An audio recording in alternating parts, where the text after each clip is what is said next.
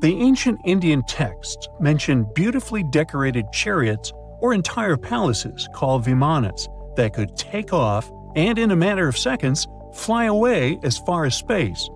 Some people believe these vimanas only existed in Indian mythology, but it's also possible that they were based on a real technology that had been lost over the centuries. According to the Vedas, ancient Indian religious texts, there was the elephant vimana with several engines and many other types named after animals and birds. There was one for local travel, one for visiting different countries, and one for traveling to the moon and various planets. They could develop a great speed. One vimana had the superpower of invisibility. Another one was shaped like a sphere and was built on the winds produced by Mercury. This vimana was said to generate an enormous ray like the sun and make noise like the storm's thunder. All the vimanas were unbreakable and perfect for attacks on foes. Now, to operate a vimana, you'd need to know a lot of stuff, pretty much like today's airplane pilots, 32 secrets in total. They'd cover the aircraft structure and the secrets of taking off and maneuvering without crashing. That's a good thing. The pilot was also expected to know how to be seen and unseen, how to be hidden, how to be quick, how to manage contractions and expansion, and many other tricks. To hide the flying machine from foes, the pilot was instructed to move to the 8th atmospheric layer above the Earth and use the power of dark solar rays. This instruction might sound a bit weird, but there were others, more realistic ones, which still make sense in modern aeronautics. There are sections of ancient texts on the vimanas that focus on details like flight paths, pilot training, navigation, and even suitable clothes for pilots and recommended food for long flights. There was also a lot of technical detail about the use of heat-absorbing metals, the metals utilized, and melting points. The supporters of the theory that the vimanas were more than just myths are sure that the ancient Indians would unlikely go into all these details just for a beautiful story. So, the flying palaces might have been real and way ahead of their time, like many other great Indian inventions. Back in the 6th century BCE, an Indian physician named Sushruta basically wrote the original guide to medicine and surgery. They even called him the father of surgery for his work. Sushruta laid down the details on hundreds of medicinal plants and described complex surgical procedures. He gave instructions on nose reconstructions and skin transplants from one part of the body to another. The original method of rhinoplasty, which involved taking a piece of skin from the forehead to reconstruct the nose, is still used today. But back then, it had a slightly different purpose than surprising your followers on social media. Those nose jobs helped out folks who had lost their noses as punishment for crimes or in fights. Now, you gotta thank an ancient Indian math prodigy for the invention of zero. It might not seem like a big deal, but without it, we would have no binary system and no computers. People before the 5th century CE were only thinking about some sort of a sign to indicate nothing. The invention made addition, subtraction, and other mathematical operations a whole lot easier. You can see the oldest zero in existence carved in the wall of a temple in Gwalior, India. The Indus Valley Civilization was using rulers in 1500 BCE and earlier. Made from ivory, these rulers were found during excavations in what is present-day Pakistan and northwestern India. They were widely used in architecture with amazing accuracy. They had units corresponding to slightly over 1 inch that were marked with precise subdivisions within 5/1000ths of an inch. The next invention is more of a concept than a physical item. Standardization is all about setting the rules based on a bunch of people, things, or interests. One of its cool applications that we've all gotten used to is standard weights. Whether you're using pounds or kilograms, you need these universal measurements for weight, right? For this, we owe a big shout-out to the merchants from the Indus Valley Civilization who lived around 4,000 years ago. They were measuring everything from food grains to fancy luxury goods using these standardized weights. And their weights had decimal and binary mathematical systems going on. They didn't have high-tech gear. but they pulled off some serious precision using complex calculations and even sand for construction. Their art of standardization made its way to Persia and Central Asia, basically becoming the global weight-watching standard. So if yoga is your go-to exercise, you definitely have a personal reason to appreciate the ancient Indian geniuses. Over 5,000 years ago, during the rule of the Indus Sarasvati civilization in northern India, yoga was first mentioned in the Vedas. Yoga was refined and shaped over the centuries until it grew into a massive teaching with over 200 sacred writings dedicated to this way of obtaining enlightenment. At the beginning of the current era, yoga got a new trajectory thanks to a Hindu writer who laid down a system of yoga in his text, the Yoga Sutras. It became a whole-body rejuvenation, a life-extending practice with poses that you are still doing on the mat today. Yoga has reached the Western world only in the 19th century, and it caught on like wildfire. Chess, the all-time top game for intellectuals, is also an Indian invention. Its ancestor was called Chaturanga, and it was a strategic board game that started gaining popularity around 3,000 years before the current era. This early Indian version of chess was played by 4 people, not 2, and had 64 squares. Each player had 8 pieces, ranging from pawns to kings, bishops to knights, and there was no standard 6-faced dice. They rolled with an oblong one. Players facing off were actually allies, forming 2 teams based on the direction they sat. Chess, that we know and love today, was first mentioned in ancient Indian literature in a legend. It said that the wife of a villain called Ravana had invented the game to amuse him. Now, the word shampoo comes from the Hindi word, which means to soothe or knead. The substance was invented in India in 1762 and was originally used for head massages, hence the name. The first shampoo was made of natural oils and herbs. British traders fell in love with the idea and brought it back with them to England. It took years for the original head massage oil to evolve into shampoo as we know it today, but it's still an Indian invention. Unlike the ancient Greeks, who wore animal skins, the Indians started cultivating cotton back in the 5th and 4th centuries before the current era. They used cotton threads to produce fabrics that soon became a huge hit in the Mediterranean and beyond. Jute and wool also have their origins in India. Cashmere, the finest and most exclusive type of wool, actually comes from the Kashmir region of India. Buttons that sit proudly on that cashmere cardigan of yours also have ancient Indian origins. Some 5,000 years ago, the Indus Valley civilization started cutting seashells into geometric shapes with tiny holes in them. First, they were just decorations, but then people started using them to fasten clothes. Now, when you think about radio communication pioneers, Marconi's name usually steals the spotlight. He got a Nobel Prize in Physics in 1909 for his groundbreaking radio work. But there's an unsung hero in the radio waves game, and his name is Sir Jagdish Chandra Bose. He spilled the beans on radio communication way back in 1895. He shot an electromagnetic wave across 75 feet at the town hall in Calcutta, and it went through walls, rang a bell, and even set off some gunpowder. Marconi took a page from Bose's book, using his invention, the Mercury Coherer, as a blueprint for his own two-way radio. Bose didn't patent his genius creation, so he only got his credit a century later. It's 1898, and you're taking part in excavations in Saqqara. This place, not far away from Cairo, is full of ancient tombs and pyramids. You're in your Indiana Jones mood and hope to find something really phenomenal to become famous. Gold, manuscripts, treasure maps, mummies of famous pharaohs. Wait, a wooden bird? You're really disappointed as it looks like a regular toy. An old one, but still. Little do you know that years later, someone would propose that your bird was actually an ancient monoplane. So the artifact, nicknamed the Saqqara bird, is made of a sycamore tree. The birdie has a wingspan of just 7 inches and weighs around 40 grams. A perfect original souvenir from Egypt, I would say.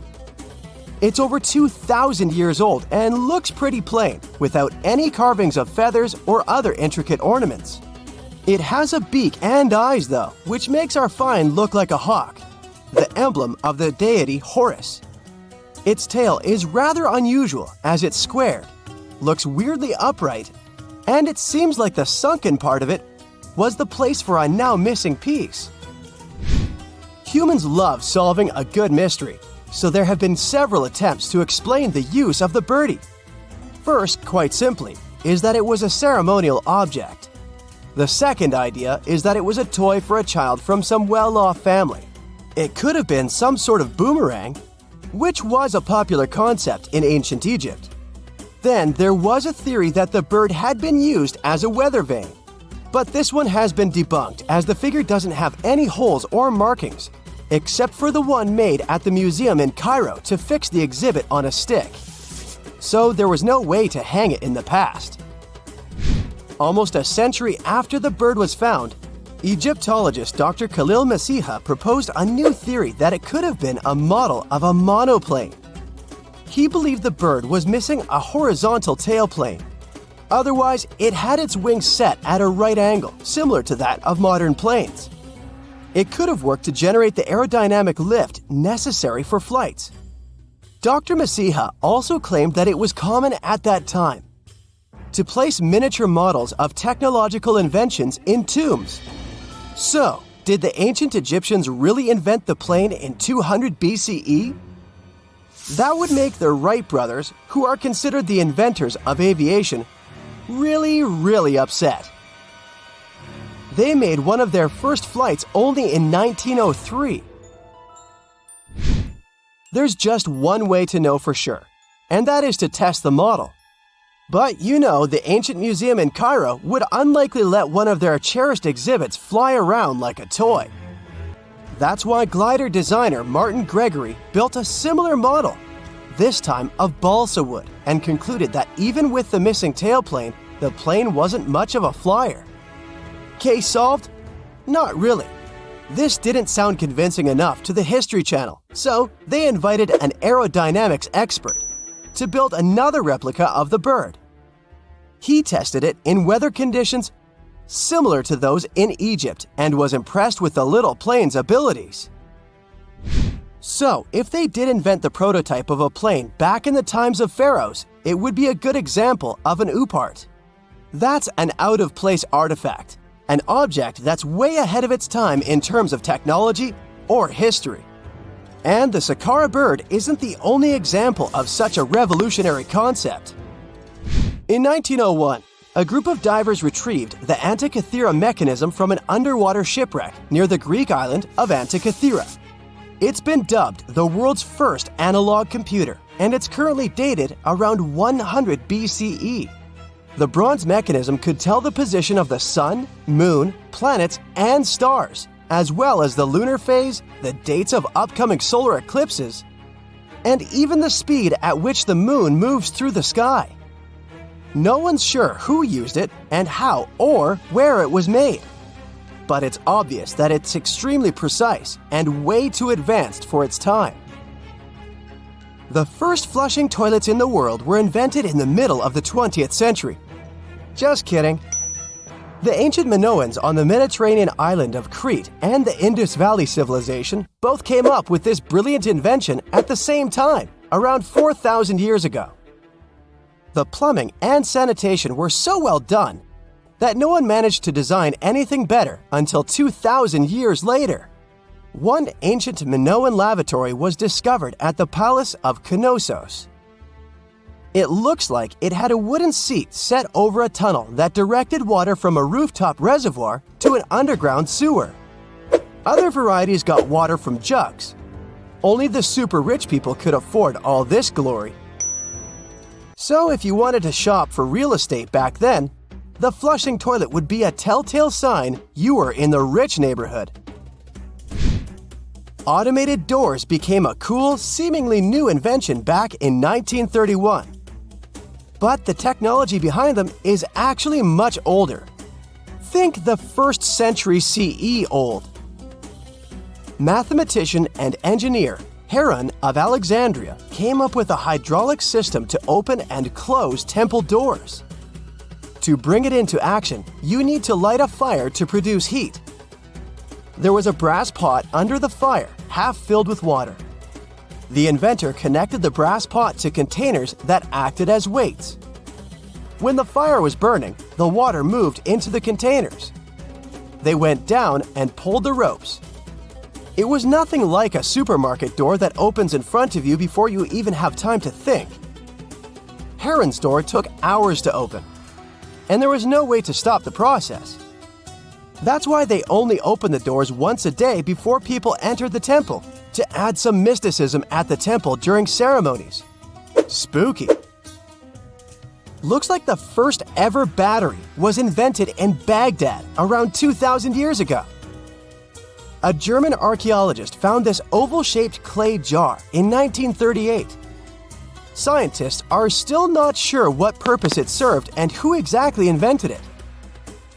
There is a theory that it was used for electroplating objects with precious metals.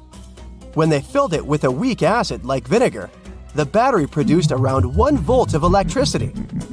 Another theory says it was a vessel for sacred scrolls. Would you like to buy contact lenses designed by Leonardo da Vinci himself? In 1508, he invented a glass lens with a funnel on one side. You were supposed to wear it with water inside to improve your vision. Sounds a bit uncomfortable, doesn't it? So, around a century later, French scientist René Descartes decided to improve the idea and make the cornea contact the future lenses. Contacts because they contact your eyes, get it? The glass tube with liquid did help improve vision, but blinking was sadly impossible. 2.5 centuries later, new technologies in the glass industry let scientists design contacts that would fit in the eye and even let the wearer blink. Thanks, guys! Still, those lenses were made of heavy blown glass and didn't let the eye breathe. About 50 years later, contacts became plastic, lightweight, unbreakable, and scratch-resistant, but still covering the entire eye.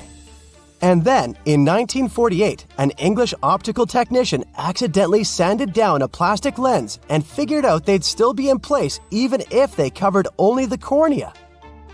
Imagine you're living in 19th century London and need to send a message to New York. It would have taken about 10 days to get there by ship. So when delivery time went from days to hours in 1858, it was a true sensation. The first message was sent by Queen Victoria herself.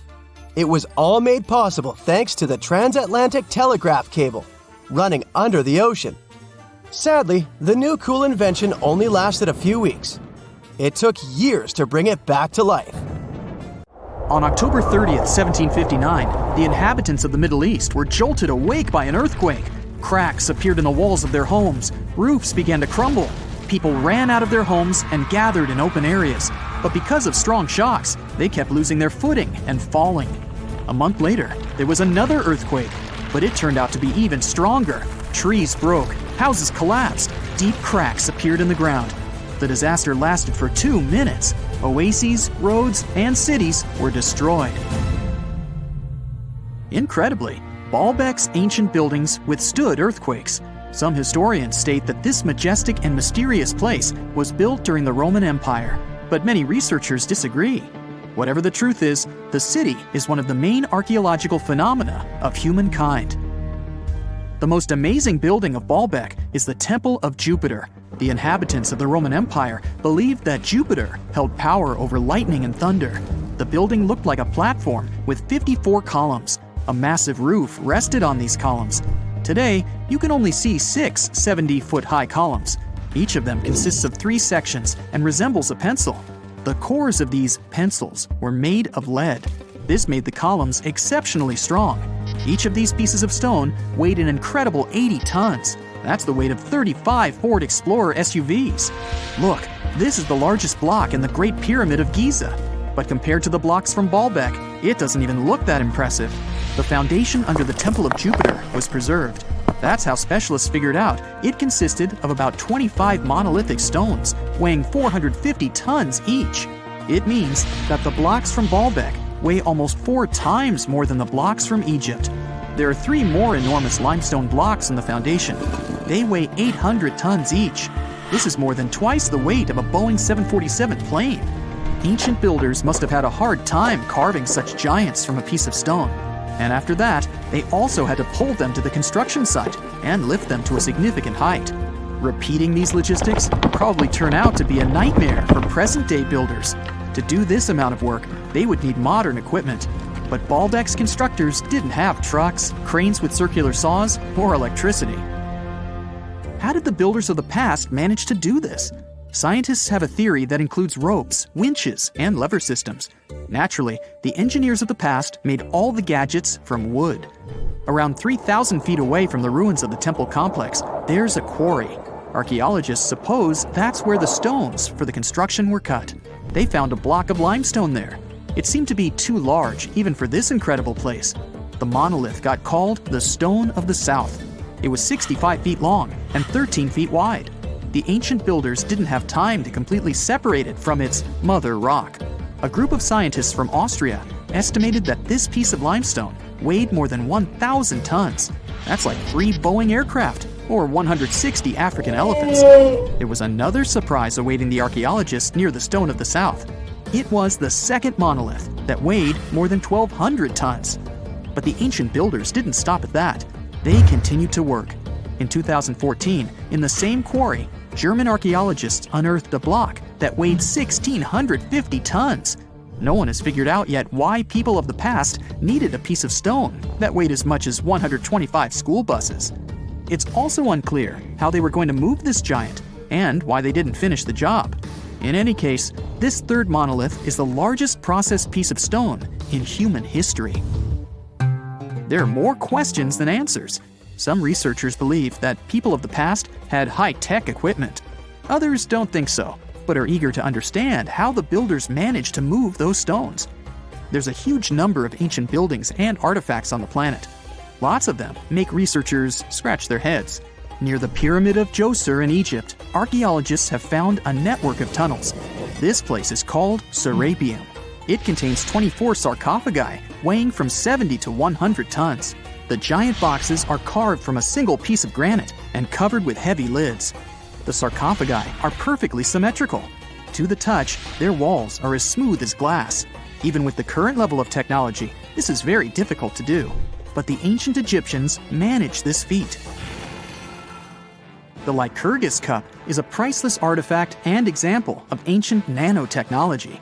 It's made of glass that can change its color. If you put a source of light in front of the cup, it turns green. If the light is behind the goblet, it becomes deep red. In this case, the figure of Greek king Lycurgus turns pale purple. Scientists understood how this color change worked only at the end of the 20th century. Through microscopes, they saw nanoparticles of silver, gold, and copper. They had been added to the glass matrix. Thanks to this, you can observe a color change called dichroism. Interestingly, the gold and silver were grounded into a fine dust. It's almost impossible to do this by accident. Most likely, the ancient experts knew for sure what they were doing. Bolivia has a curious place called Puma Punku. It looks as if an ancient giant played there with an enormous construction set. And after the game, they forgot to put the pieces back into the box. But there are no giants, and the huge stone blocks were carved by ancient builders over 1,500 years ago. Some of the rocks weigh 100 tons. The blocks were brought to an altitude of almost 13,000 feet above sea level from the quarry 60 miles away from the construction site. There's no forest in that area. This means the builders couldn't use trees to make wooden rollers.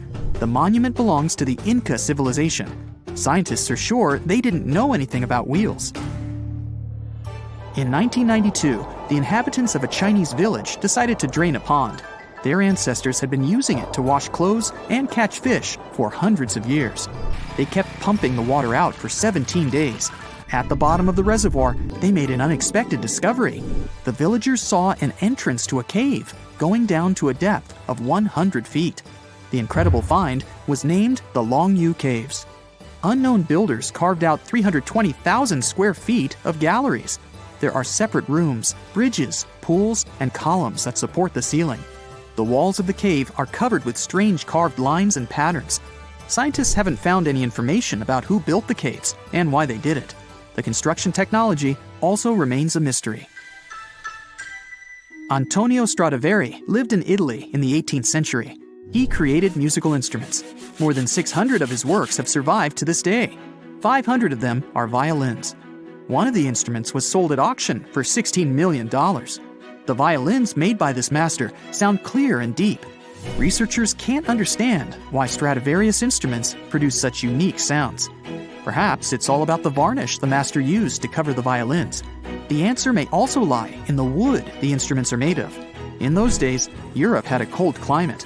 Because of this, the wood became denser, and the instruments made of it sounded especially pleasing to the ear. In the Indian city of Delhi, there's a 23-foot-high pole.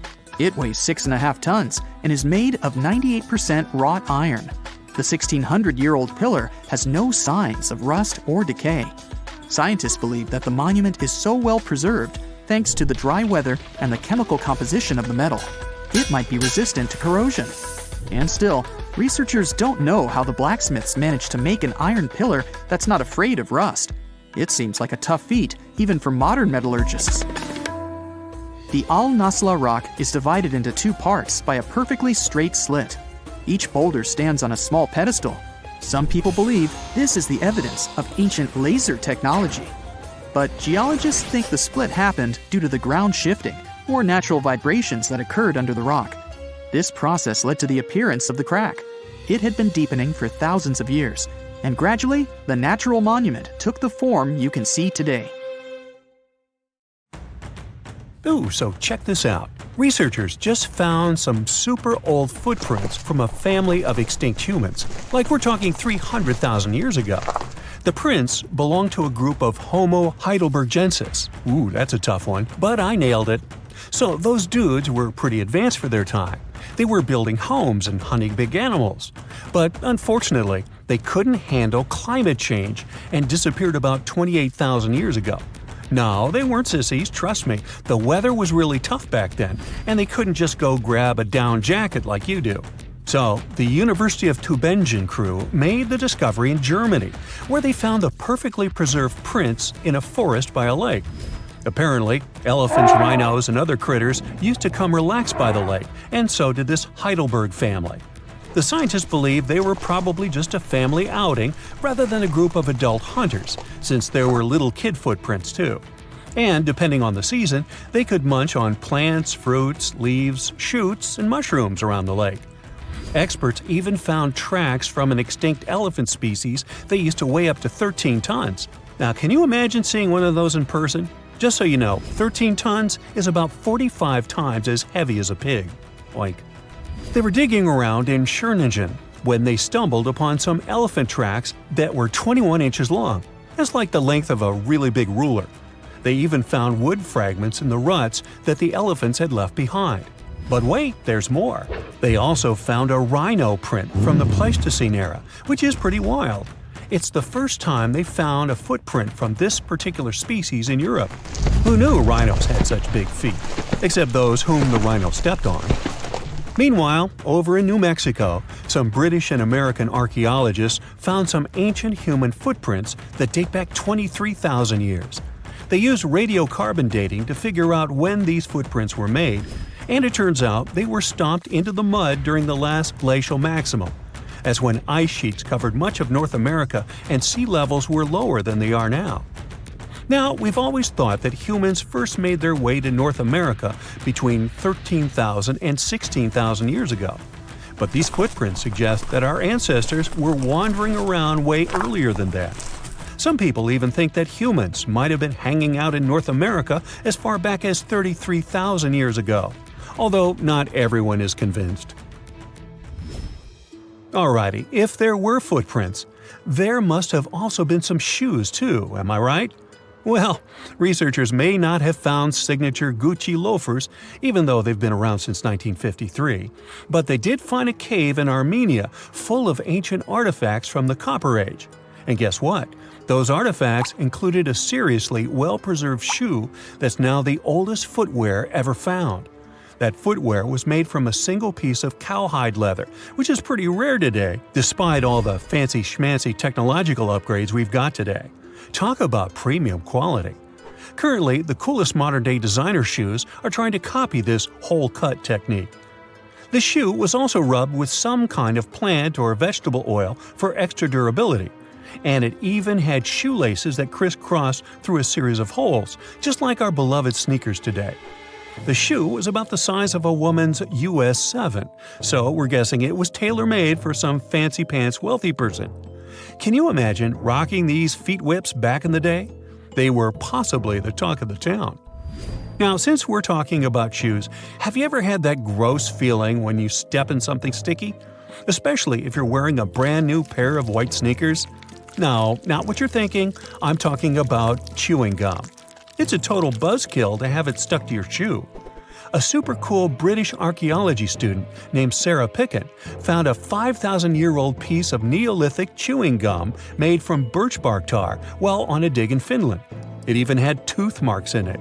Who knew our ancestors were into chewing gum too? Apparently, birch bark tar has antiseptic properties, so it's believed that Neolithic peeps chewed it to help treat mouth and gum infections. So it looks like people have been spitting out gum since the beginning of time. Ah, what a tradition. Prehistoric designers had way more than just shoes to offer to prehistoric fashionistas. You're not going to find such a statement piece in the mass market, and I'm not sure about high-end boutiques either. Yep, it's supposedly the oldest purse ever found, and yep, those are dog teeth used as decorations for a handbag. According to one of the archaeologists, these teeth were all the rage back in 2500 BCE. People were putting them on everything, from clothes to jewelry. But this particular handbag was something special.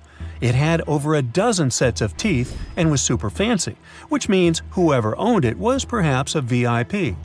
Unfortunately, the purse itself didn't survive the test of time. All that's left are these teeth, pointing in the same direction and looking like a modern-day handbag flap.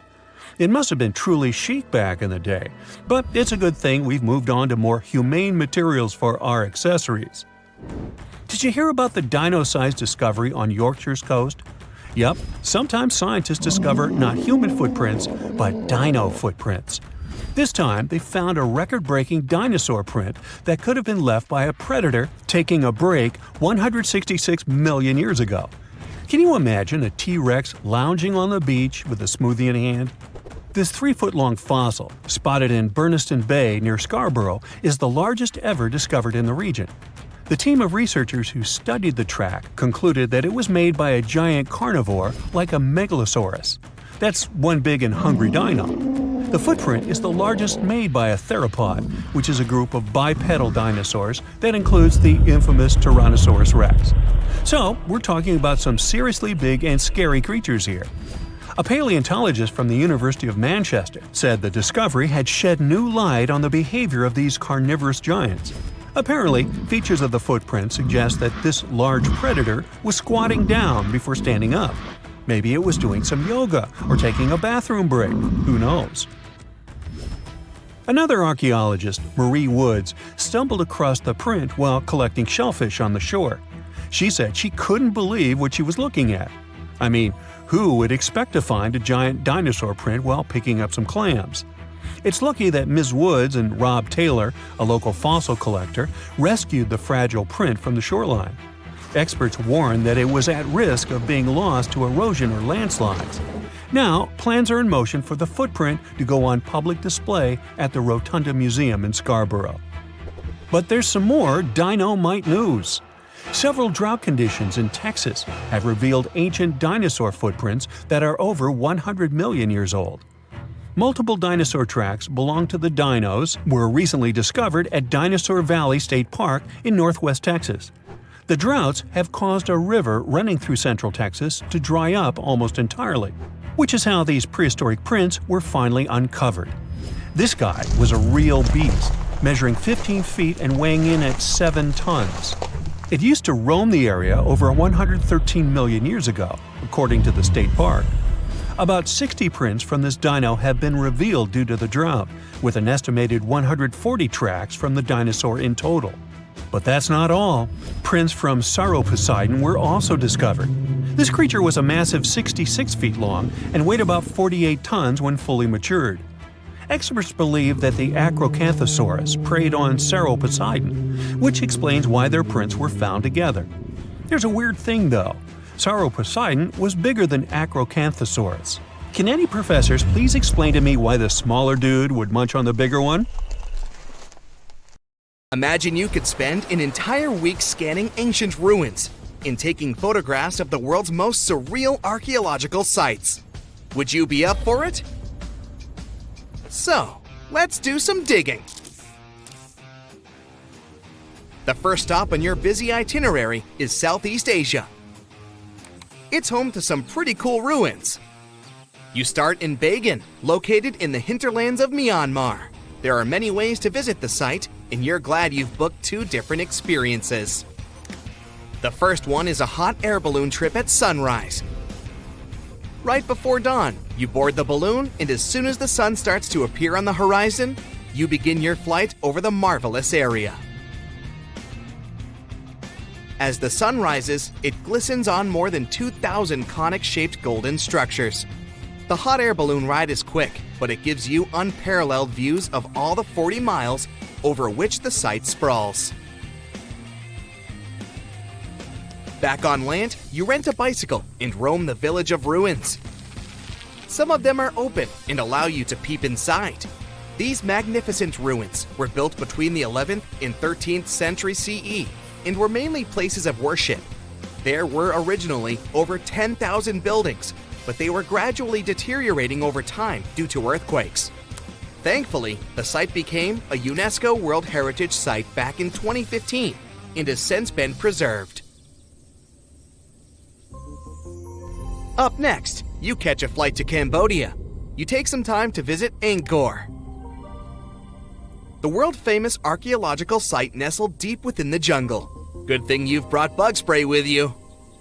The city of Angkor was once the capital of the Khmer Empire from the 9th to 15th century. FYI, the word Angkor means capital city in the Khmer language. The city was founded by King Yasovarman I, and it became one of the largest cities in the pre-industrial world. Researchers say nearly 1 million people live there. Until today, Angkor is admired for its stunning architecture. The Khmer style is recognized in the use of huge blocks of sandstone.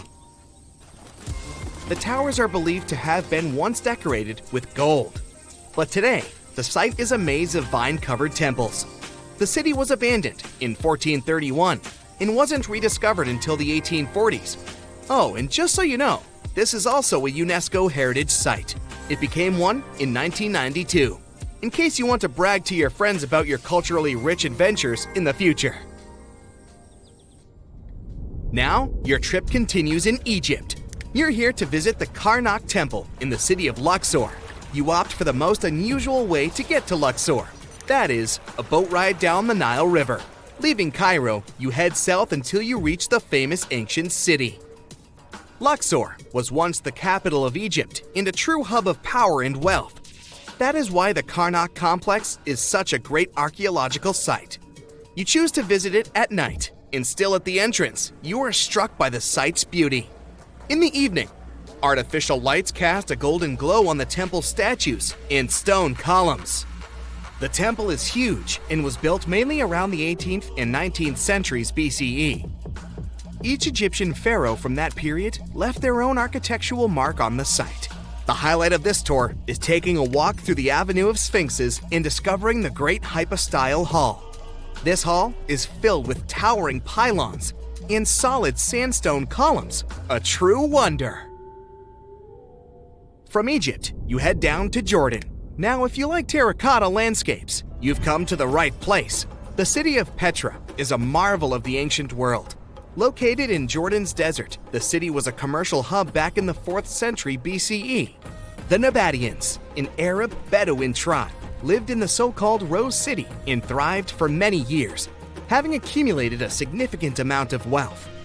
The city was known for its innovative water management system, which made the region inhabitable. And yes, you'll catch a glimpse of its ruins on your tour. The rock-carved gate-like structure Petra is famous for what is called the Pharaoh's Treasury. It stands at the main entrance to the site and is said to have a treasure hidden beneath it.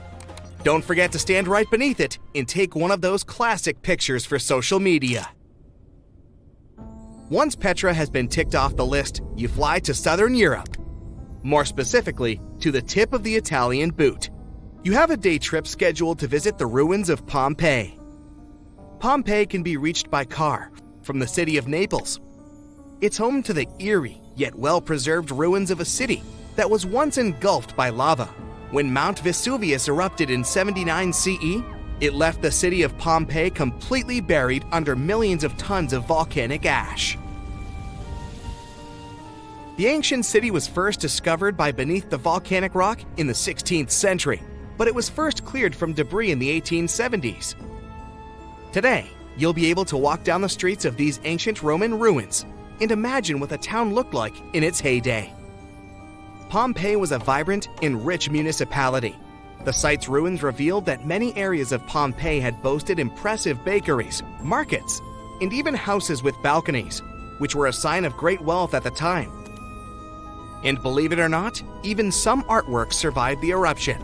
Archaeologists found well-preserved frescoes and murals with mythological creatures. All this indicates that members of the high society lived there. The city even had thermal baths and showers made from luxurious materials. While you're still in Europe, you'll hop over to visit the iconic Stonehenge. It's a perfect day trip if you stay in the city of London, just a short train journey away. Stonehenge dots the Salisbury Plain in Wiltshire, England, and is one of the world's most recognized ancient ruins. More than 5,000 years old, these curious stone rings are some of the oldest stone structures on the planet. Created out of sandstone, they are shrouded in misery. Who built them and why is still largely unknown.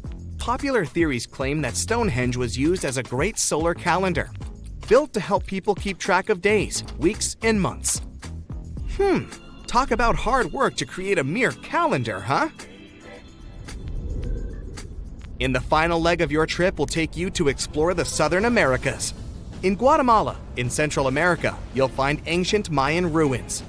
The lost city of Tikal is a city made of 3,000 buildings, the remains of the capital of the Mayan Empire. You can compare its importance to such cities as London or New York today. The North Acropolis is Tikal's most ancient complex of monuments. Built solely by human hands in 350 BCE, it served as the resting place of kings and chiefs. Back in the day, the step pyramid temples were painted a beautiful red. Mayans loved that color. Today, of course, you'll only see the limestone. You might wonder what made such a great city turn into ruins. Well, archaeologists have no clue about the cause of Tikal's decline. Until today, this question remains unanswered. Was it a drought? Disease? Maybe we'll never know. Are you in the mood for some Mayan ruins? Chichen Itza is an archaeological site with the best preserved pyramids on Earth. Located in Mexico's Yucatan state, this Mayan city is well over 1,500 years old. At its peak, it was home to 35,000 people. The site covers 1.9 square miles and has many ruins spread throughout it. The highlight is El Castilla, a tremendous step temple, rising 80 feet above the ground. Its most peculiar feature is that it has 91 steps on each of its 4 sides, including the upper platform, which makes for 365 steps, the same as the number of days in the solar year. Phew, what an intense trip.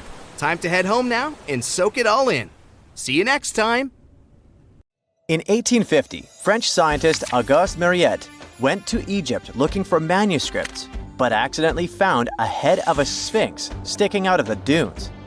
He cleared the sand and figured out the sphinx was guiding the entrance to some underground construction. Several months later, he finally entered the Serapeum of Saqqara.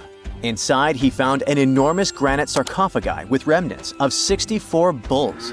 Scientists are still amazed by the tech that the ancient Egyptians used to transport those enormous boxes. The Serapeum was built around the year 3000 before the Common Era. It was an underground tomb built to honor the sacred Apis bulls of ancient Egypt. It had a long hallway, almost 500 feet long, with giant stone rooms on both sides. Some of the sarcophagi weighed as much as 50 average cars, and all of them were made with super precision, with exact 90-degree angles. These sarcophagi were beautifully decorated with hieroglyphs and carvings that told stories about the lives and importance of the Apis bulls. Now, there are 24 sarcophagi left. In ancient Egypt, Apis bulls were very special animals connected to the deity Ptah. They thought the bulls carried Ptah's spirit and wisdom, helped the pharaoh, and protected the Egyptians. Priests looked for special markings on young bulls to find Apis bulls. It could be a white triangle on its forehead, which symbolized divine light, a shape on its back like a vulture's wing, and a scarab shape under its tongue, which stood for rebirth. If a bull had these signs, they believed it was chosen by Ptah and treated it like royalty. The chosen bulls lived in a special temple in Memphis, the city where they worshipped Ptah. They received the best care and offerings from visitors who wanted their blessings. When an Apis bull passed away, it was treated with great honor and mummified. When Mariette entered the Serapeum, he noticed traces of rollers on the gallery's floor and found 2 wooden horizontal winches. Each had 8 levers. Later, other explorers saw double rails. The burial chambers were lower than the hallway floor. To get the boxes into place, workers filled the chambers with sand so the sarcophagi could be rolled in straight. Then they slowly removed the sand to gently lower the boxes into perfectly cut spaces in the bedrock. A carved stone sign found in the Serapeum said it took 28 days to move just one sarcophagus and its lid into its spot during the time of Ptolemy II. The extreme precision of the sarcophagi with 90-degree angles also has an explanation. Ancient Egyptians wrote texts, or rather, papyrus, on geometry a long time ago.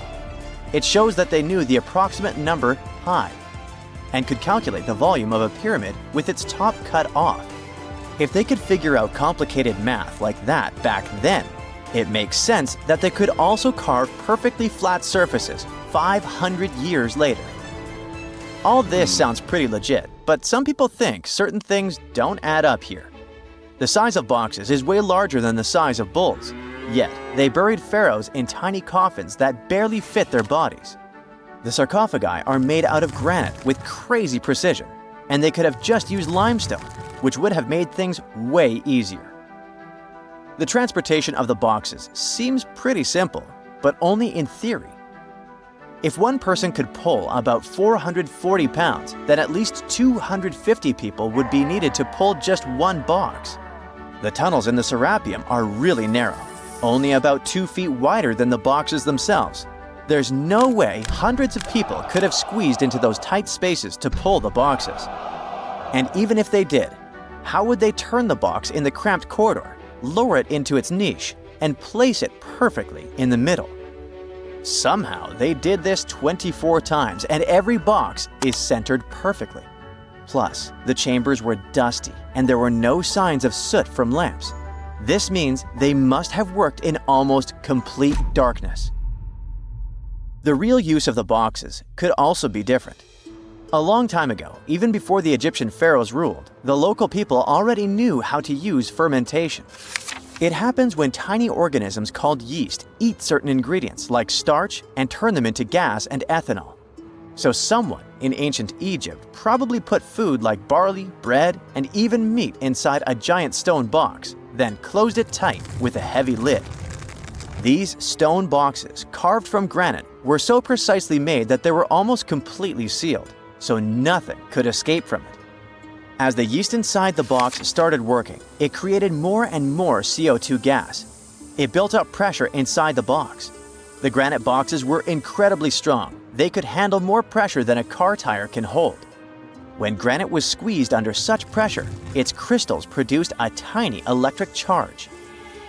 This effect was possible because granite contains quartz, a material that reacts to pressure this way. The process also needed meat or animal parts, possibly to help the yeast grow better. Meat contains something called oleic acid, which yeast needs to keep growing and to survive the bad effects of the ethanol it produces. As the pressure inside the box kept growing, the combination of gases and electricity made these boxes not just ancient fridges, but powerful energy systems. Over time, the pressure inside got so strong that it could push the lid open and the gas would escape with a pop. But when people rediscovered the Serapeum in 1850, they found old drawings that showed piles of stones stacked on top of some of the box lids. So, someone long ago probably tried to make the lids even heavier by adding extra weight to make it harder for the gas pressure to push them open. This extra weight also meant the quartz crystals in the granite could keep creating more electricity under all that pressure. If someone opened one of these stone boxes thousands of years later, they would only find bones from bulls that were placed in the box. And that's exactly what Mariette discovered in the 1850s. They opened the Serapeum for visitors soon after the first excavations in the second half of the 19th century. Prince of Wales even had a luncheon with his guests in one of the sarcophagi. Sands and earthquakes made the site inaccessible for a while, but now you can visit it again and try to solve the mystery yourself. With new tech, we could have answers to many other historical mysteries soon. A team of scientists at Chicago's Field Museum of Natural History recently used a special CT scanner to learn more about ancient Egyptian mummies without unwrapping them. They gently rolled 26 mummies on custom carts out to the parking lot, where the scanner was waiting. It took thousands of detailed X-ray pictures of each mummy and their coffins. When all the pictures were put together, they created 3D images that showed what was inside, the skeletons, and some artifacts. The scientists hope these images will help them understand ancient Egyptian burial practices from over 3,000 years ago. Even though the scanning process only took 4 days, it might take 3 years to study all the data. But scientists were able to learn some personal details about the mummies. One of the most popular mummified individuals at the museum, Lady Cheneta, was a woman who lived in ancient Egypt about 3,000 years ago. It looks like she passed away in her late 30s or early 40s. To make sure her body looked complete for the afterlife, embalmers put stuffing in her neck to keep it from collapsing. They also placed artificial eyes in her sockets, so she would have eyes in the next world. She was wrapped in fancy linen and placed in a beautifully decorated coffin. The scans revealed that it had been carefully crafted with a slit at the back, which embalmers used to fit the body. There were also some artistic details on the surface, like markings for her knees. It looks like her burial was on the scale of a high-end luxury car. Imagine you've booked a tour through the jungles of Costa Rica. All of a sudden, you stumble upon a huge stone sphere, nearly the length of a king-sized bed in diameter. How on earth did it end up there? And what does it symbolize? You immediately ask your guide. He's not as amazed as you are and tells you that there are actually several hundreds of them scattered across the south of the country. The mysterious stone spheres don't have an official name. The locals simply call them las bolas, which means balls in Spanish, while historians refer to them as Dequis spheres, after the culture that produced them. Scientists have studied the sediment layers of the Earth around them and estimate that the earliest were made around the year 600 CE, and the newest ones date to the year 1000 CE. Many of the spheres were relocated after their initial discovery, and that's why archaeologists can't date them precisely. The Dequis culture completely disappeared shortly after they were discovered by the Spanish in the 16th century. Unlike the Mayas and the Aztecs, the myths or legends of these peoples didn't survive, so they cannot explain the existence of the mysterious orbs. More than 300 of these objects have been discovered so far, with some being smaller than 1 inch in diameter, and the largest measures 6.6 feet in diameter, standing taller than most humans. Although there are ones made from limestone, most spheres were carved out of a coarse version of basalt, a type of rock that forms when lava cools rapidly. Some orbs weigh up to 15 tons, and in most cases, their surface is smooth to the touch, although there are coarse, mostly unfinished pieces. If we throw away the theory that river erosion naturally sculpted the spheres, the ancient people seem to have created them by hammering boulders with other rocks. Once they got the rough shape they were aiming for, they would polish the rock to perfection, using techniques such as controlled fracture and grinding. The mysterious spheres are located in the Dequiz Delta, on the coast of the Pacific Ocean. Most of them can be found in a place called Farm 6, which, alongside 3 other sites, was proclaimed a UNESCO World Heritage Site in 2014. The area contains other finds from the pre-Columbian era, such as paved areas, burial sites, and mounds.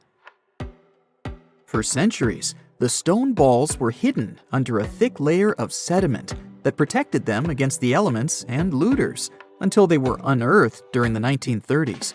The company that owned the land was clearing the rainforest for banana plantations when they stumbled upon these unusual stone constructions. Some were damaged by bulldozers, and some by workers trying to pry them open, as they believed there was gold hidden inside. It took a while before the authorities intervened to stop further damage to the finds. Doris Stone, the daughter of an executive of the company that owned the land, was the first to study the spheres. In 1943, she published an article in a leading American archaeological journal, turning the world's attention to the orbs. Expeditions soon followed, and archaeologists were immediately able to determine that the stone formations were human-made, probably created by the ancient indigenous population of Costa Rica. To this day, no one has been able to fully explain their function in a scientific way. It means there's still room for some wild theories about the sphere's origins and true purpose. The most popular theory in the scientific community is that the stone spheres served as decorations and status symbols, as many of them were found near the houses of chieftains. Local tribal leaders were also laid to rest with some of the smaller balls, so these stone formations were definitely associated with power in some way. Chiseling a boulder to perfection involved a lot of labor and planning, and only powerful individuals could afford it at the time. The other popular theory is that the boulders were used for astronomical observations. Individual spheres represented stars or planets, like a primitive map of the night sky. Since they were perfectly round, it was easy to roll them around. Before the jungle engulfed them, the area where they were found was a flat alluvial plain, ideal for rolling large boulders around. Another version of this theory suggests that the stones were used as boundary markers, much like modern border stones, which are also mostly made from stone. Finally, legends from other tribes that lived in the area tell of how the spheres were cannonballs that the deity of thunder used to drive away the deity of winds and hurricanes. We still don't know the original purpose of the Costa Rican spheres, but they remain an important part of the country's national identity. The National Museum in the Costa Rican capital, San Jose, has 6 of them in its courtyard. Many other spheres have become prized garden decorations for wealthy Costa Ricans. There's even one at Harvard University. More than a millennium after they were created, the mysterious stone spheres of Costa Rica are still associated with power and wealth. In terms of numbers, the stone orbs are not perfectly round. They are rated as nearly perfect, at 96% spherical in shape. And while even that is pretty impressive, the spheres of Costa Rica are not the only ones of their kind. Nearly a decade ago, workers came across mysterious giant stone spheres deep underground in a coal mine in northern Asia. The surface of the spheres, which measured a little over the length of a human footstep in diameter, was unusually smooth, and people tried to explain it somehow.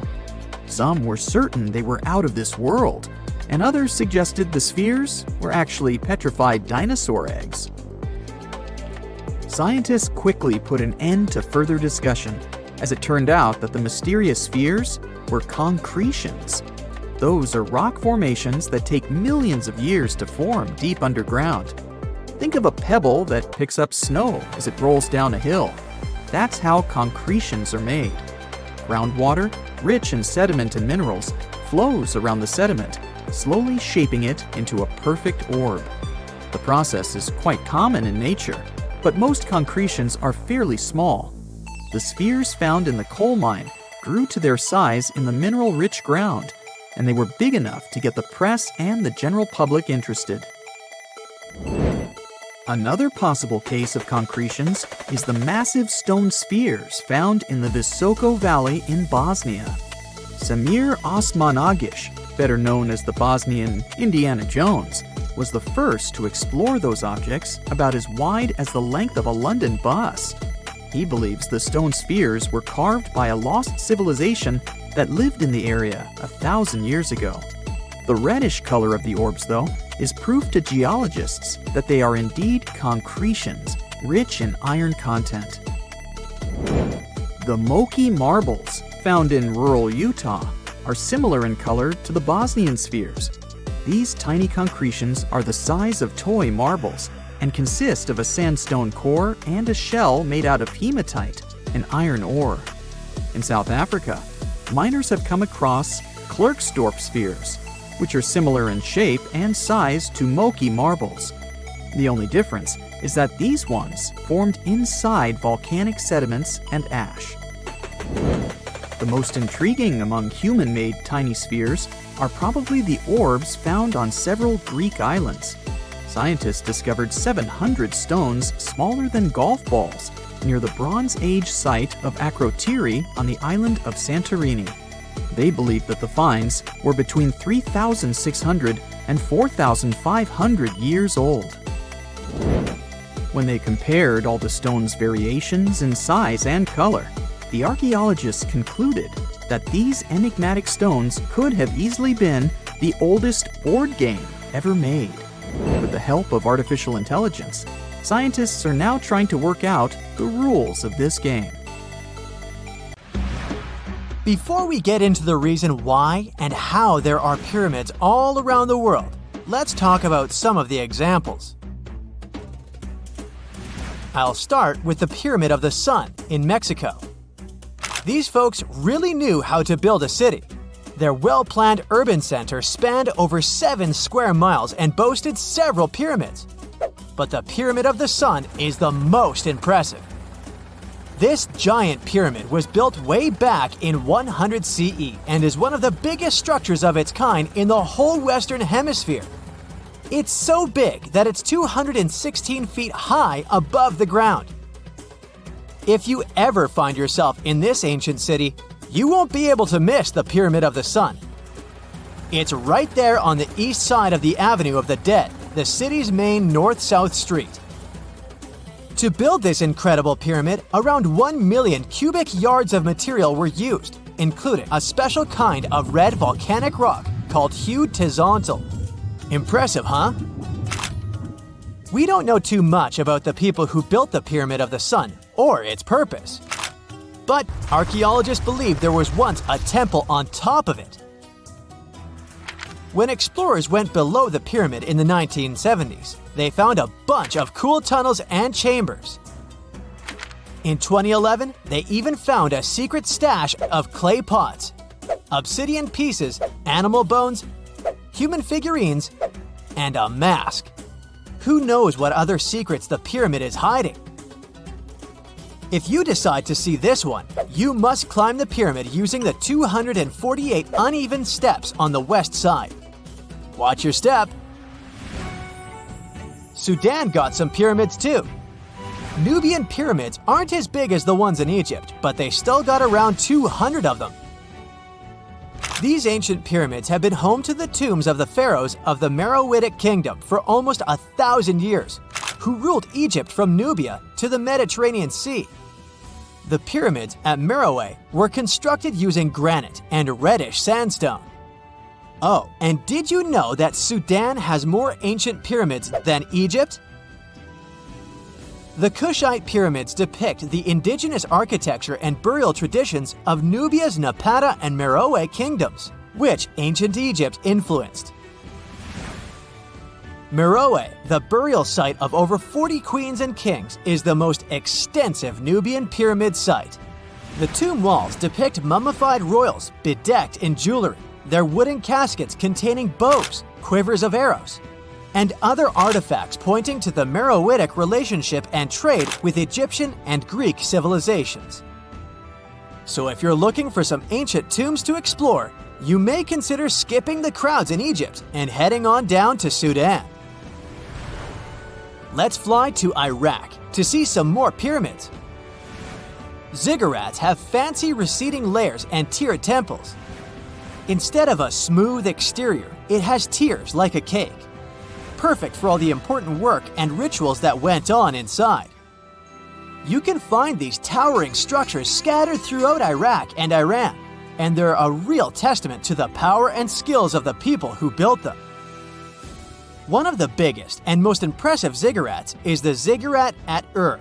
It's basically a giant rectangular pyramid that stands a whopping 70 to 100 feet tall, with 3 levels of terraces and a temple on top. Can you imagine how many baked bricks it took to build that thing? Try 720,000 for just the lower portion. This particular ziggurat was built for Sumerian king Ur-Nammu. Similar to other ones, this pyramid has been around for thousands of years, so it got a little rough around the edges. Thankfully, the Babylonian king Nebuchadnezzar II and some archaeologists came to the rescue in the 6th and 20th centuries respectively, and now you can find this near Talil Air Base. The ziggurat at Ur was built in 2100 BCE by King Ur-Nammu for the moon deity Nana. It was the tallest building in the city, and you could see it from miles around. It was like the medieval cathedral spire of its day. People would come here to bring their agricultural surplus and get their food allotments and seek spiritual nourishment. Sadly, the Nana temple at the top of the ziggurat didn't survive, but we do have some blue glazed bricks that may have been part of its decoration. The lower parts of the ziggurat are pretty amazing though. The architects even included holes in the temple's baked exterior to let the water evaporate from its core. Since we explored some of the pyramids on our planet, let's take a broader perspective. They can be found in many parts of the world. Egypt has over 100 pyramids, double that number in Sudan, and dozens of others are scattered in the Middle East and China. The Americas have the most pyramids in total, with more pyramids than the rest of the world combined. These pyramids are located in Mexico, Guatemala, Honduras, and El Salvador. Time to know more about the evolution of pyramids through history. The oldest pyramid is in Egypt. This pyramid was a step pyramid, which was created by placing one layer of stone on top of another. The pharaoh Sneferu is credited with creating the pyramid shape we recognize today. During his 45-year reign, he built 3 pyramids. His first 2 attempts failed, but he finally got it right with the Red Pyramid, which is considered the first true pyramid. It was Sneferu's son, Khufu, who built the Great Pyramid of Giza, which was the tallest human-made structure on Earth for almost 4,000 years. Latin American pyramids are similar to early Egyptian step pyramids, but they were built independently with no knowledge of each other. The pyramids in Sudan were built around 700 BCE and are tall but much narrower than those in Egypt.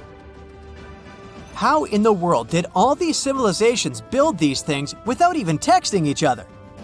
After all, the Aztecs, Mayans, and ancient Egyptians were about as different as possible. But despite their cultural differences, they all seem to agree on one thing. Pyramids were pretty cool. Step pyramids are all around the world because they were the most feasible and stable way to build large and tall structures without access to lighter building materials like wood and metal. The triangular form with a square base is the best way to build a sturdy structure, and having a cube structure would require more material for less height. Now, when it comes to pyramid design, the Egyptian pyramids were like giant triangles with a square base, smooth sides, and a pointy top. On the other hand, the Aztecs and Mayans went for a tiered cake look, with steps leading up to a flat platform on top. So, while all these pyramids share the same basic shape, they have their own unique flair. Each group built its pyramids using different materials, techniques, and slope angles. So while they may have been inspired by each other's work occasionally, they were just doing their own thing. Egyptian pyramids had smooth, angled sides that were designed to help the pharaoh's soul ascend to heaven. The Pyramid of the Sun was built over a series of caves that served as a passageway for the deities. The Maya built the temple of Kukulkan in Chichen Itza to honor the deity Kukulkan, usually represented by a serpent. Nicknamed El Castillo, it has 91 steps on each side, plus a platform. That's 365 steps, one for each day of the Mayan calendar. Tell me, Brightsiders, how were pyramids built? To begin with, humans made them, not a foreign race from space that landed on Earth. You see, one thing that all pyramids have in common is that they were built without advanced tools or even the wheel. It took a lot of people to build them, including skilled laborers and architects. For example, it's estimated that 20,000 people built the Great Pyramid of Giza, and it's believed that most of them were skilled laborers. Building pyramids was a massive undertaking that required years of planning and effort. The Great Pyramid at Cholula, Mexico, took 600 years to complete. It's nighttime, and you're about to walk inside Pharaoh Tutankhamun's final resting place. You know, King Tut. You don't have a torch, but at least you came with a flashlight. You walk down several flights of stairs and observe how the walls are carved in hieroglyphics and what looks like a spell. Those who take anything from this place will be doomed for life, the spell says. Even if you don't really believe it, this scares you a little bit. You find a huge stone door. Is it a trap? You manage to open it, but oh no, it's only an empty chamber. You check your map. It seems like you're heading in the right direction. After what feels like hours, you realize you must be trapped inside a labyrinth. You try to retrace your steps, but you can't find the door where you came in from anymore. That's it, you think to yourself. You've fallen for the Pharaoh's trap. What's worse, you didn't bring a lunch. Okay, so we've all seen Hollywood movies where the main character is exploring ancient ruins and faces some seriously dangerous traps, right? We've been told Egyptian royalty protected their final resting places with venomous scorpions and snakes, sliding doors that will trap you for life, and giant rolling boulders that will crush anyone on their paths. The thing is, were these traps truly real? Well, I regret to be the one to break it to you, but this is all fiction. These elaborate traps were too technologically advanced for ancient civilizations to pull off. That is not to say, however, that there weren't any traps at all. Ancient civilizations, like the Egyptians and the Mayans, are known for their practice of building entire monuments dedicated to the ones who had passed away. These structures would often reflect the position of person occupied in society. So, for the really important people, the VIPs of their times, massive monuments were built to host their bodies long after they were gone. Some of these civilizations believed that a person's life would continue on the other side of the veil. For that reason, a person would be buried together with the belongings of their current life. If they had a lot of money and power and stuff, that meant their resting places would be filled with riches and gold. Now imagine if you lived in ancient Egypt and you knew exactly where all the pharaohs' tombs were located and had heard rumors of the amount of wealth kept in these places. Maybe you would be tempted to go check it out, right? We're talking about large rooms filled from floor to ceiling with golden artifacts, jewels, and even money. I mean, it does sound tempting. And since there weren't any security guards protecting the entrance of these places, Egyptians needed to get creative as to how they would protect these riches. These old civilizations found some traps to be useful. A recurring one was building empty rooms inside the monument to confuse a burglar. Now let's take a look at Amenhotep III's final resting place as an example. It was built in the city of Luxor, in a spot also known as the Western Valley of the Kings. Two French engineers originally discovered the monument between 1905 and 1914 CE. The structure is huge and has more than 10 chambers, connected by long corridors and steep stairways. The King's Chamber is the most hidden one, and for an outsider to try and find it, they will probably enter a lot of empty rooms beforehand. Other pharaohs tried to protect their riches by commissioning monuments with false doors concealing pits that were up to 20 feet deep. This way, an unwarned and unwanted visitor would be surprised by the deep hole on their way to the king's resting chamber. Alongside false doors, pharaohs made sure to build labyrinth-style corridors and false walls. This way, robbers could take hours or days before they found the king's real chamber. As to pits with poisonous snakes on them, if there were any reptiles inside these monuments, they probably got inside on their own, and would most likely not stay there for long. There is no way snakes would survive years and years without food inside these pits. So yes, another Hollywood-induced belief right there. If these traps seem boring to you, archaeologists did find an interesting deterrent in the final resting place of the Red Queen of Palenque in Mexico. Palenque was one of the most powerful Mayan cities in pre-Columbian Mexico, and the Red Queen was believed to be the grandmother of the last Mayan king, undoubtedly a person of immense importance to the empire. In her honor, a huge monument was built to keep her body after her passing. The discovery of the tomb itself was already thrilling.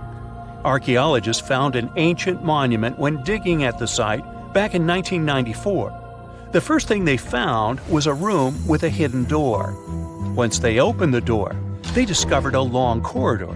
Finally, at the end of this corridor was the Queen's chamber.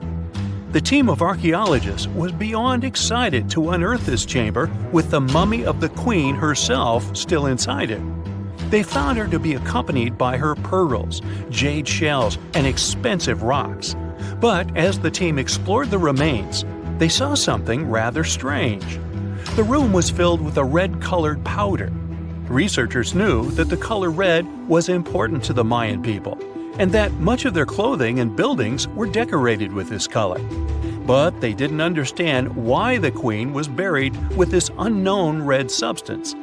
After they took a sample back with them for further analysis, they discovered that the red powder was cinnabar, a very dangerous mineral. This powder, when inhaled, can cause, shall we say, severe health damage to a person. The team concluded that this could only be a trap for anyone trying to steal her riches.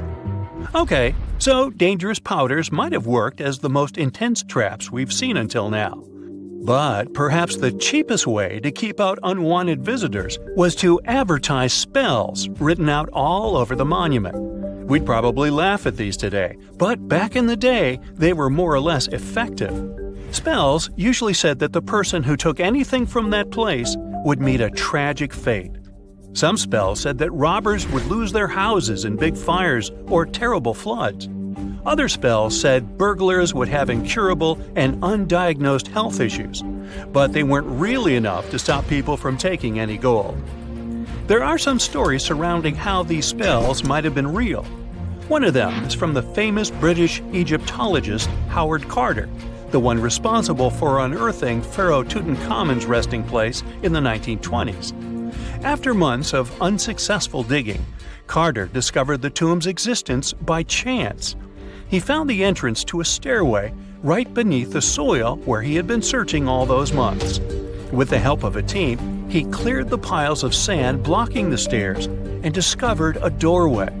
The door had several royal symbols carved into it, and Carter knew this could only mean a very important person had been buried there. And he was right. With a chisel, he made a hole in the top left-hand corner of the doorway and lit his vision with the help of a candle. He couldn't believe what he was seeing, the reflection of several golden and jeweled items crowding the chamber before him. Lost for 3,000 years, Carter had just discovered the final resting place of King Tut. But the story didn't finish here. This discovery was accompanied by a series of unfortunate events that led people to believe it had something to do with the Pharaoh spell.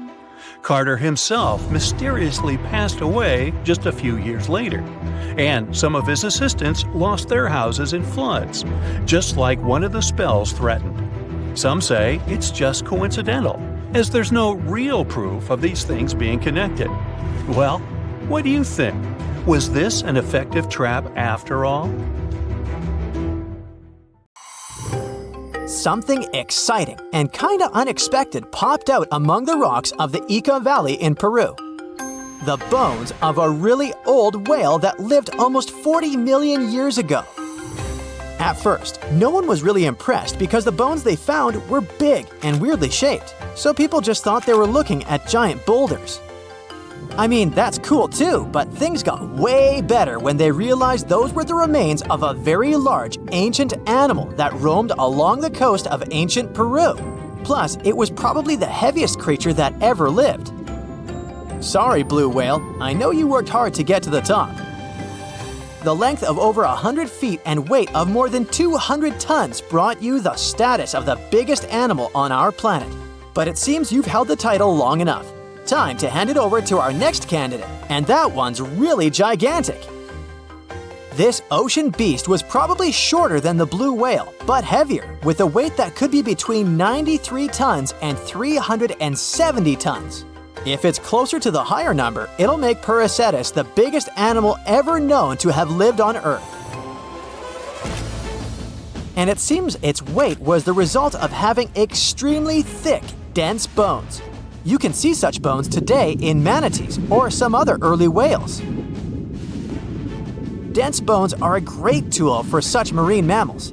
This feature makes them heavy and allows them to stay submerged most of the time. But at the same time, if their body was too heavy, they would end up sinking all the time, and they would waste too much energy to move back up to the surface. So, to avoid sinking, marine mammals need to have enough lighter tissues, like muscles and fat, to help them float in the water without using too much energy.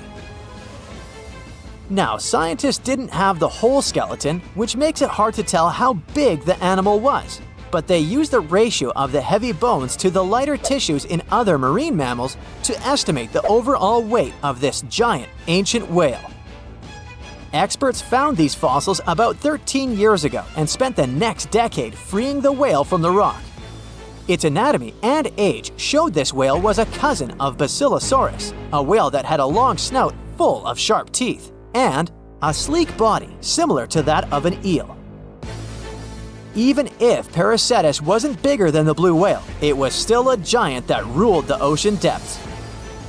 Unlike modern whales, there's a possibility that this ancient fellow was a predator that liked to go after bigger prey. And this also changes how we see the history of whales. Scientists used to think these magnificent creatures became really big about 5 million years ago when they started eating lots of small creatures. But here's the proof that giant whales existed even before that. But it's still unclear how this whale managed to find enough food to sustain its enormous body. Plus, it's still hard to tell what exactly this ancient creature had on its menu. It was pretty large and not such a fast swimmer, so it's possible it searched for food in shallow waters. Then it probably ate crustaceans, clams, or some other small animals hiding in the sand. One theory says it was a scavenger, which basically means it munched on remains of everything that would come its way. It's not so unusual to find marine animals in deserts. Many of these regions used to be covered with water anyway. The Sahara in Africa is a perfect example. About 50 to 100 million years ago, this was not a dry desert, but a shallow saltwater body called the Trans-Saharan Seaway. The land is not wet there anymore, of course, but people who lived in that area knew about it because they used to find old shells across the desert. The sea was about 164 feet deep. That sounds enough for a nice swim. Some would say this area looked like modern Puerto Rico, with lots of sun and shallow water. Mangrove forests were a common thing as well as seafloors covered with mollusks, like snails and clams. The marine sediment that was left behind after the sea had dried up is full of different fossils. and the animal that lived in that ancient underwater world didn't look friendly. Plus, they were much bigger than their relatives from modern times, so a regular-sized human would end up as a snack, not even a whole meal. Normally, when animals live on small islands, they can become much bigger than their relatives from the mainland. This is something we call island gigantism, and it happens because there are more resources or fewer predators on islands. Maybe the same thing happened in the Trans-Saharan Seaway. Even though it wasn't an actual island, the water moved in and out, which created little pockets of water. And specific conditions in these pockets might have helped animals grow bigger. So we're talking about giant sea snakes, catfish, and fish that no longer exist today. One had incredibly strong jaws, and the animal used them to eat hard things and even crush shells. Their teeth showed they were fierce predators other animals had every reason to be afraid of. They went through some changes when it came to diet, similar to some types of piranhas. And the competition to get to the top of the food chain wasn't a joke. Not when there were also such large predators as sharks, crocodiles, and ancient relatives of elephants. Sahara went through different phases. If you could use a time machine and take a peek at Earth's largest hot desert as it was about 6,000 years ago, you wouldn't have to struggle with sand and heat. You'd have a nice walk through a green and pretty lush place. In the past, people who lived in that area didn't leave drawings on cave walls that showed camels, sand dunes, and scorpions. All those things you'd see in today's Sahara. Instead, they drew crocodiles.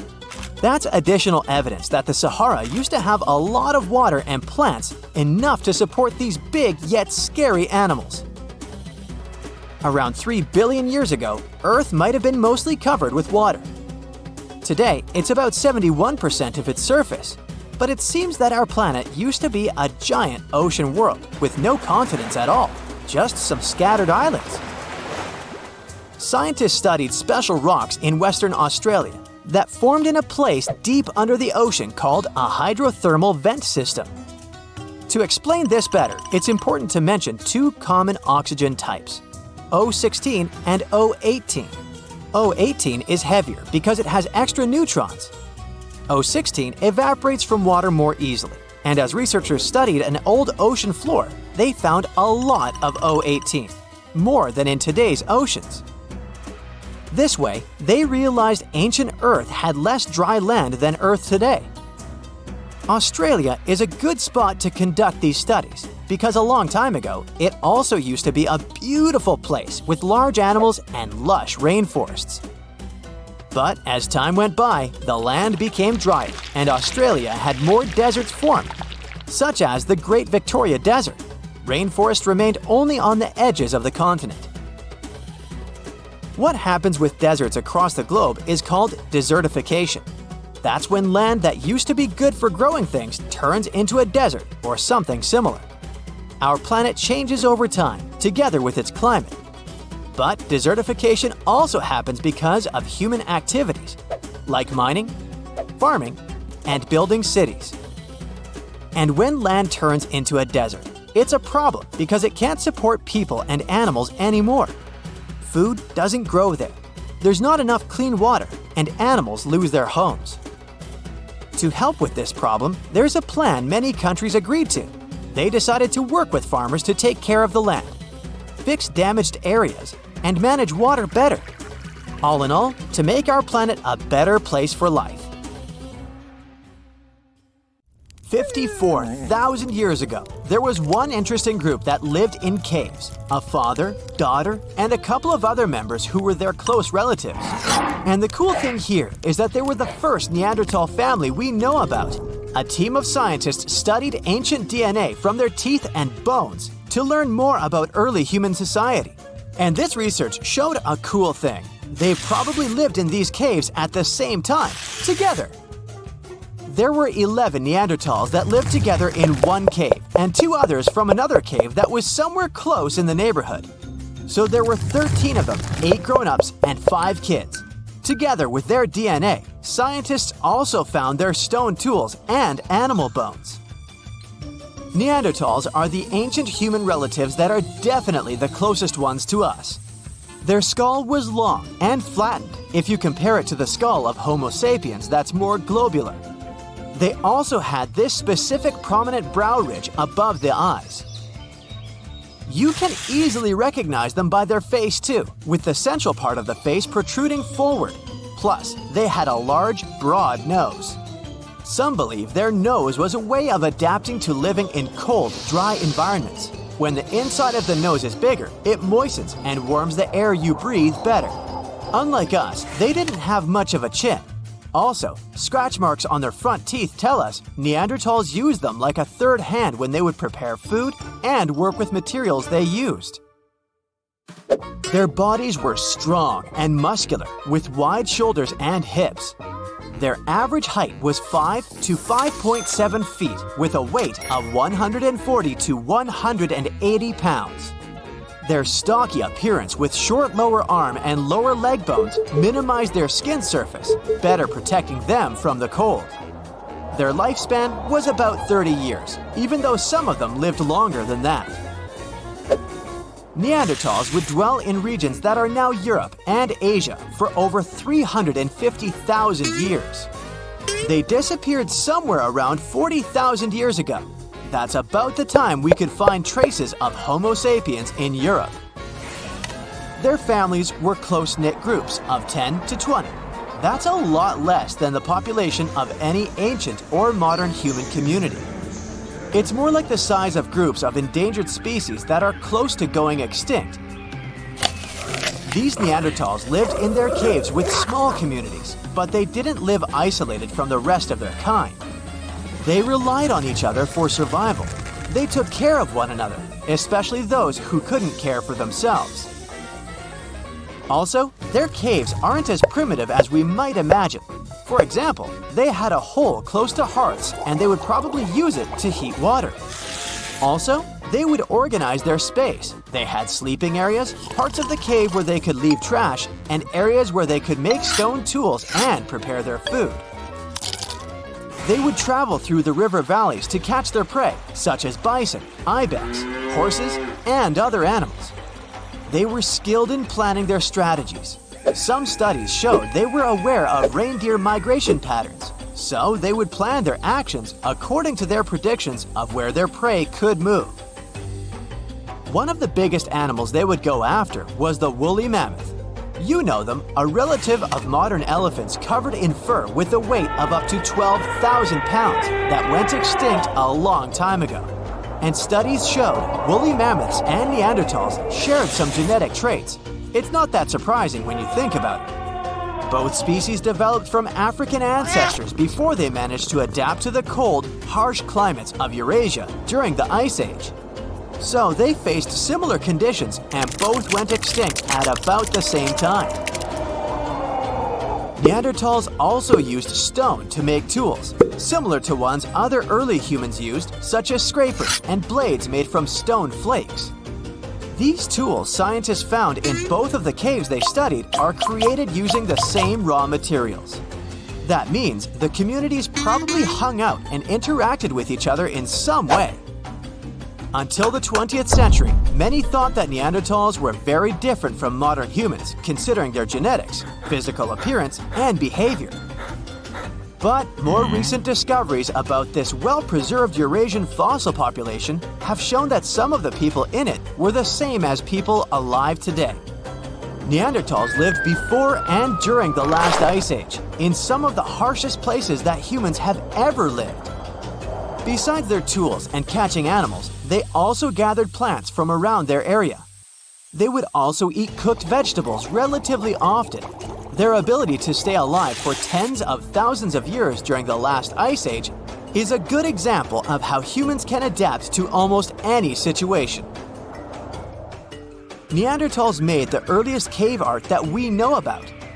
Scientists explored 3 Spanish caves where they lived, and all of them had black and red paintings of dots, animals, and geometric symbols, together with handprints, hand stencils, and engravings.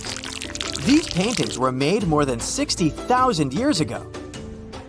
Since Homo sapiens came to Europe 20,000 years after that, we can assume Neanderthals were the only human species on the continent at the time, so they must have been the ones who created this art.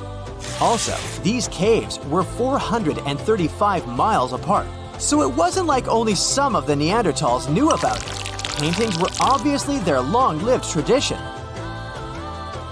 They were also big fans of fashion. They made their own jewelry, some of it out of eagle talons. The oldest examples we could find are nearly 130,000 years old. They also most likely used pigment to camouflage or decorate their bodies. Also, Homo sapiens weren't the only species that used fires. Researchers looked at more than 140 fireplace sites across Europe and realized Neanderthals used fire there for a long time too. These signs included charcoal, burned bones, and heated stone artifacts. Neanderthals used fire for cooking food and making tools. They would stick wooden shafts into pieces of stone with pitch, which would be like natural glue. Since burning the bark of birch trees is the only way to make this sticky liquid, the Neanderthals must have been able to control fire. Most people imagine Neanderthals probably grunted, but that's not true in reality. They didn't quite sound like us either. Their big chest, posture, and the shape of their throats probably resulted in a voice that was louder and higher pitched than the average human's voice. They probably didn't have sophisticated vocabularies as we do, but they could use complex speech because they had the hyoid bone. It's this little thing we have in our neck too, the one that supports the root of our tongue. It's the same feature that allows us to vocalize as we do. They were more similar to us than we might expect. Some believe Neanderthals even built boats so they could sail across the Mediterranean. And it's not like Neanderthals lived somewhere, went extinct, and then modern humans showed up. It seems these groups did meet around 100,000 years ago in the Arabian Peninsula or in the Middle East. That's when the first groups of modern humans were moving from Africa. Scientists analyzed the DNA of one of the Neanderthal women that lived more than 50,000 years ago, and it includes genetics from modern humans too. Some traits we have, like skin and hair color, mood, and sleeping patterns, are connected to the amount of sunlight we get. Neanderthals lived in Europe and Asia for a long time before modern humans arrived there, so they were used to less sunlight compared to the ones who came from Africa. Neanderthals had different traits because of their exposure to less sunlight, and these traits were passed on to their offspring when they had children with modern humans. In other words, some of the traits that modern humans have today are influenced by Neanderthal genes. For example, people who are night owls often have Neanderthal genes. Also, around 1% of Neanderthals had light skin, red hair, and perhaps even freckles.